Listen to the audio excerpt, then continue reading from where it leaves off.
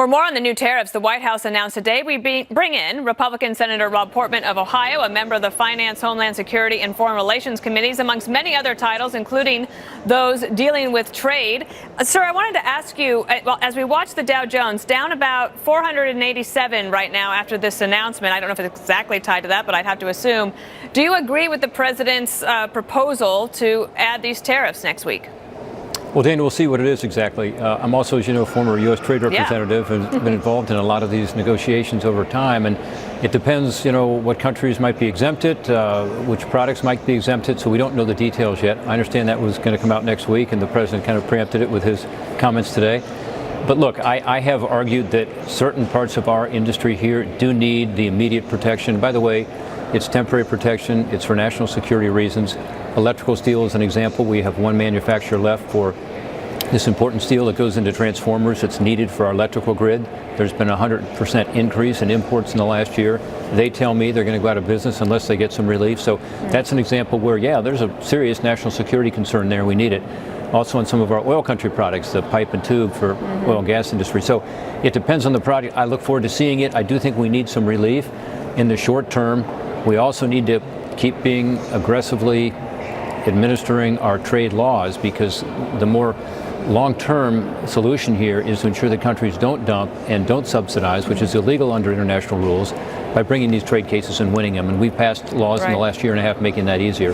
One of your colleagues, Senator Ben Sasse of Nebraska, tweeted, "Let's be clear, the president is proposing a massive tax increase on American families. Protectionism is weak, not strong. You'd expect a policy this bad from a leftist administration, not a supposedly Republican one." So that's strong. But I also wanted to ask you, just because, you and I both worked in the Bush administration, and when President Bush put forward trade tariffs, it was largely considered counterproductive.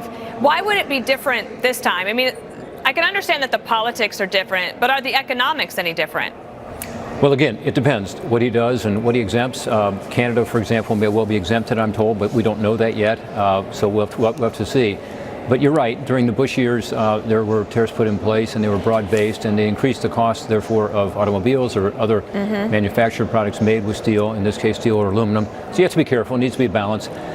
But we've got to be sure we have a steel industry in this country. And the difference between now and when George Bush did this is that China has decided to essentially be the dominant player in the steel industry. At that time, China probably had 20% of the production of steel in the world. Now they have more than half of the production in one country. It's overcapacity. They don't need it for their own country. And yes, they are providing this steel to other countries that then ship it to us in addition to sending it directly to us. So we do need to be careful that we still have a strong steel and aluminum industry here in this country. Yeah, and I want to talk about opioids, because that's a very important topic, and you're leading some of the charges on that. But I do just note that China is the 11th on the list of our steel exporters. So are you saying that the exemptions might be for more of our allies, like Canada, South Korea, Brazil? Yes, and by the way, that Canadian steel goes to other countries, as I said, and then comes to us. So Korea is an example. Korea doesn't have a single oil rig, and yet they're sending us a lot of pipe and tube made from Chinese steel. Okay. And some of that steel is sold, I believe, at below its cost, which is the definition of dumping. So, this is an issue that we do have to address, but we got to do it carefully. Okay, let me ask you about the opioid bill that you have put forward with several other of the members of the Senate from the bipartisan backgrounds. I'm very interested in, you have particular interest because of Ohio. What in the legislation you're putting forward do you think would actually have the most dramatic impact on helping Ohio deal with this?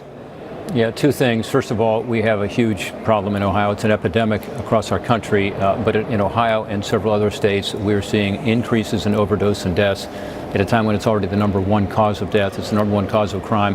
We've got to do something. The legislation does a couple things that are really important. One, you recall that in the budget agreement just a few weeks ago, there was an agreement to put additional money against this opioid crisis. We got to be sure it's spent right. We don't want to just throw money after the problem. We want to be sure that it goes to evidence-based programs that work on prevention and education. They get people to make the right decision at the outset, but then for people who are addicted, more effective treatment and longer-term recovery, and then helping our first responders. There's also another part of the bill that goes to the core of this issue, which is more and more people getting addicted from prescription pain pills. That continues to happen. The overprescribing issue has been addressed in some states more aggressively than others, and by some in the profession more than others. But the fact is, we still have most people who die of an overdose starting on prescription drugs, often legally prescribed. But so we do have a 3-day limit in our bill. There's some great things in here for financial impacts and also for veterans and the Veterans Court issue. I think that's important. But I am curious, because not everybody is getting addicted because of a prescription. Is there anything in the bill that would deal with sort of just the supply issue? The demand issue, because it's not always coming from a prescription. You're right, and for some people, first-time use might be heroin or even fentanyl. And fentanyl is the increasingly dangerous drug that's actually the bigger killer in Ohio now. 58% of people in Ohio last year who died from overdoses died from fentanyl. So, yes, we focus on those drugs. As you know, I have separate legislation dealing with fentanyl and the supply side of that, because it's crazy that it's coming in mostly from China, mostly through the U.S. mail system. We need to be able to choke that off. But, yeah, this bill focuses on the fact that addiction is a disease. We need to treat it like it is a disease, which means we got to get people into treatment. We got to get them into this longer-term recovery because their chances of success are greater. We got to do much more on the prevention and education front. We have $9 million, for instance, set up for a national education campaign. It's time to go back to that, Dana. We have a situation now where everybody's affected, every community, no zip code is immune. I just gave a speech to the National Chamber of Commerce today on it, talking about the impact on workforce.